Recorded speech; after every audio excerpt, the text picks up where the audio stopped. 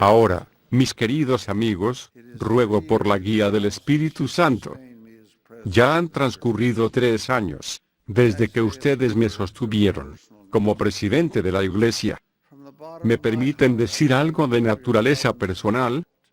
Desde lo más hondo de mi corazón, les agradezco su amor, su apoyo, sus oraciones, su fe. Ya no soy un joven lleno de energía y vitalidad, soy un viejo que está tratando de alcanzar al hermano Aib, dado a la meditación y a la oración. Disfrutaría de sentarme en una mecedora, de tomar medicinas, de escuchar música suave, y de contemplar los misterios del universo, pero esa conducta no ofrece incentivos, ni efectúa contribuciones. Deseo estar activo, y trabajar. Quiero enfrentar cada día, con resolución y propósito, quiero emplear todas mis horas activas, en dar ánimo, en bendecir a los que soportan cargas pesadas, en aumentar la fe, y fortalecer el testimonio. Gracias a la bondad de un amigo generoso, en los últimos 3 años, se me ha permitido recorrer la tierra, y visitar a la gente de un sinfín de naciones. Ha habido miles, y decenas de miles, de personas congregadas. En un lugar, había más de 200 autobuses, que habían transportado a los asistentes al estadio. He estado entre los ricos, pero más que nada entre los pobres de la tierra, y los pobres de la iglesia. Algunos tienen los ojos de una forma diferente que los míos, y la piel de distinto color, pero esas diferencias desaparecen, y pierden todo significado cuando estoy entre ellos. Ante mis ojos, todos son hijos de nuestro Padre, con un patrimonio divino. Aunque hablemos idiomas diferentes, todos entendemos la lengua común de la hermandad. Es cansador viajar tan lejos para visitarlos, pero es difícil dejarlos después de haber estado con ellos. En todo lugar a donde vamos, la visita es breve, y se organiza una reunión en medio de nuestras reuniones. Quisiera poder quedarme más tiempo. Al finalizar la reunión, espontáneamente cantamos, "Para siempre Dios esté con vos". Aparecen los pañuelos blancos, para secar las lágrimas, y luego se agitan en señal cariñosa, de despedida. Hace poco, tuvimos 11 reuniones numerosas, en diversas ciudades de México, en un término de solo 7 días. La presencia de esa gente maravillosa, es lo que me estimula la adrenalina, es la expresión de amor, de sus ojos lo que me da energías. Podría pasar día tras día en mi oficina, año tras año, resolviendo montañas de problemas, muchos de ellos de escasa importancia, pero, aunque paso mucho tiempo en ella, siento que tengo una misión más grande, una responsabilidad aún mayor, de salir para estar entre la gente.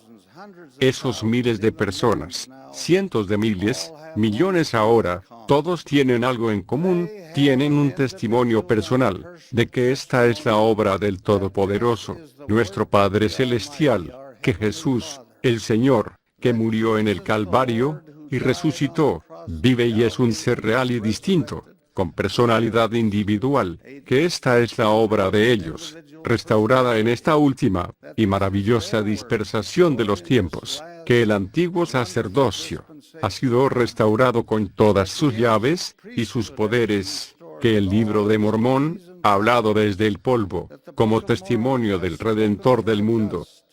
Este elemento al que llamamos testimonio, es la gran fortaleza de la Iglesia. Es el manantial donde se originan la fe y la actividad, es difícil de explicar, y no se puede medir, es algo indescriptible y misterioso, y sin embargo, es tan real y potente como cualquier otra fuerza de la tierra. El Señor lo describió cuando le dijo a Nicodemo, "El viento de donde quiere sopla, y oyes su sonido, mas ni sabes de dónde viene, ni a dónde vaya. Así es todo aquel que es nacido del Espíritu".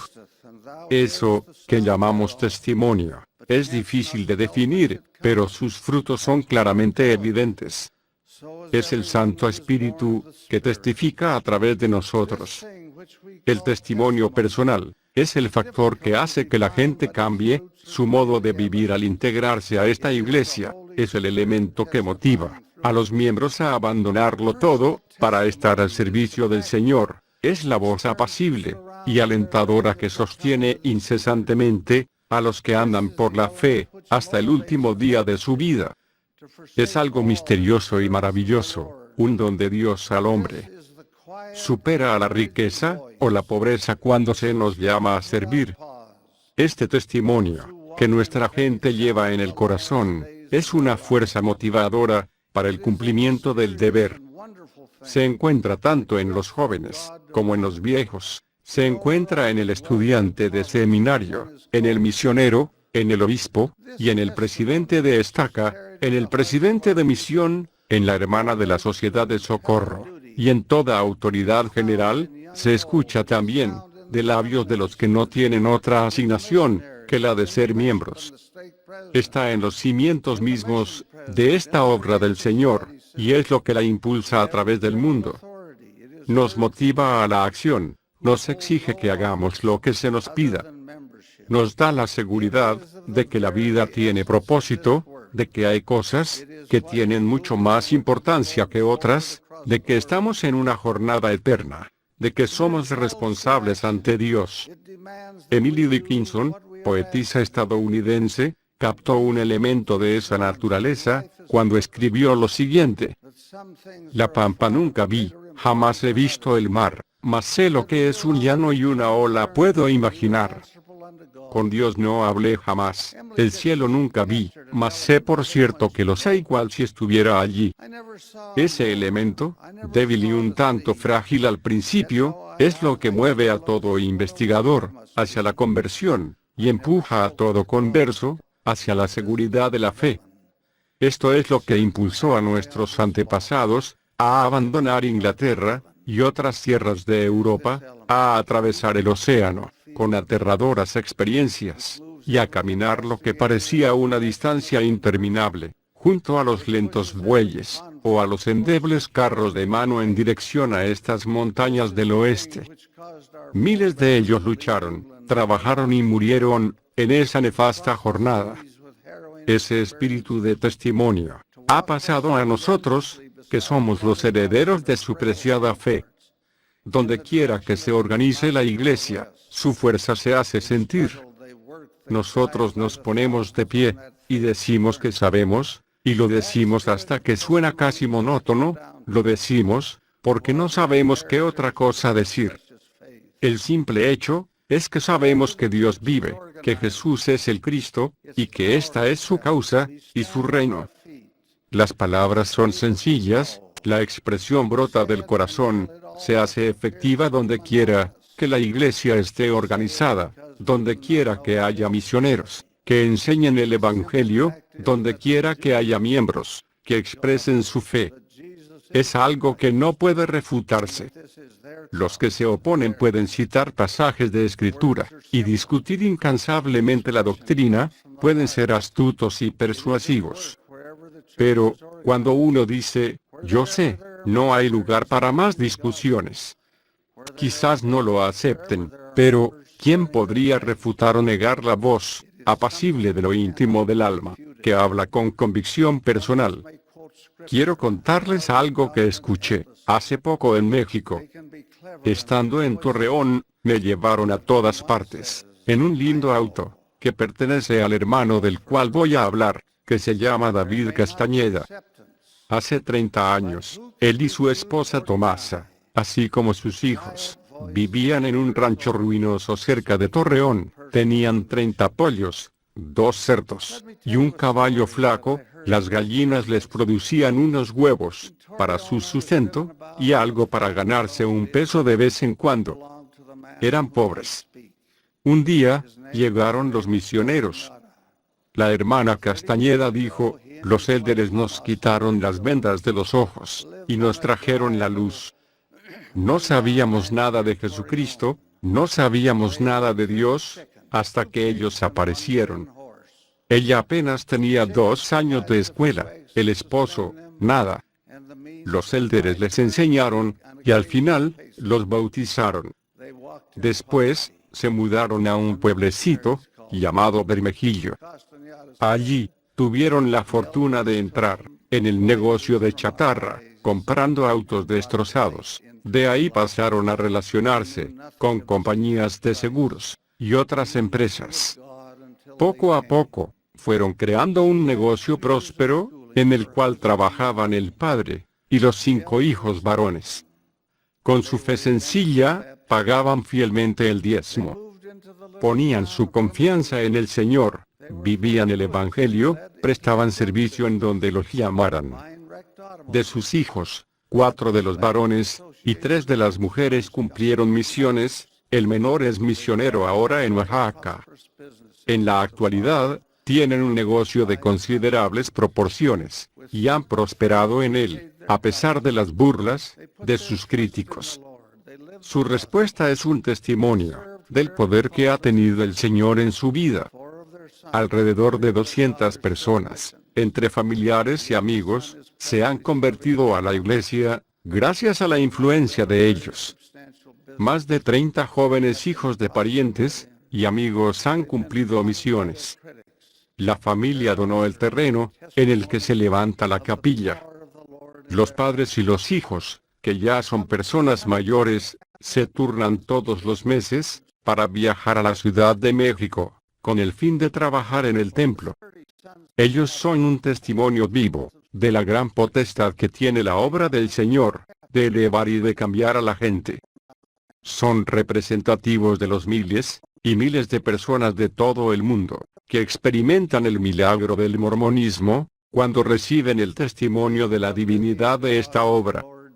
Esa atestiguación, ese testimonio, puede ser el más precioso de todos los dones de Dios. Es una concesión divina, si se hace el esfuerzo debido por obtenerlo. Todo hombre y toda mujer de esta iglesia tiene la oportunidad y la responsabilidad de obtener por sí solo esa convicción íntima de la verdad, de esta grandiosa obra de los últimos días, y de los que la dirigen, o sea, el Dios viviente, y el Señor Jesucristo. Jesús indicó la manera de adquirir ese testimonio, cuando dijo, mi doctrina no es mía, sino de aquel que me envió.